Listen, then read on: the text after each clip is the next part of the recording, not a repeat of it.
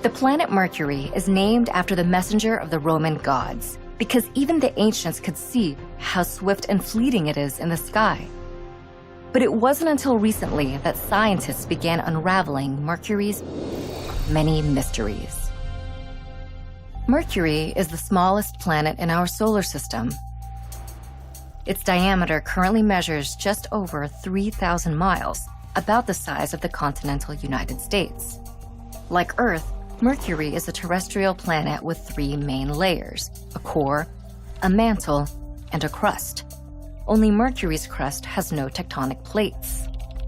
Also, its iron core is enormous by comparison, making up 85% of its radius, while Earth's inner and outer core account for just 55%. Because of the core's exceptional size, it's had a surprising influence on Mercury's overall size by causing it to shrink.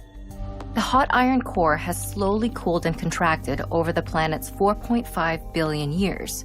In doing so, it pulled Mercury's surface inward and has caused the planet to shrink radially by more than 4 miles. This shrinking planet is also the planet closest to the Sun, orbiting our solar system star at an average distance of roughly 36 million miles. Such proximity affects Mercury's atmosphere, or rather, the lack of one. It only has a very thin exosphere, which is traditionally the outermost layer of a planet's atmosphere. This exosphere is made of oxygen, sodium, hydrogen, helium, and potassium, all whipped up from the planet's surface by solar winds. The lack of atmosphere and close proximity to the Sun also makes Mercury a planet of extremes. The surface temperature can climb to 800 degrees Fahrenheit during the daytime and fall to 290 degrees below zero at night.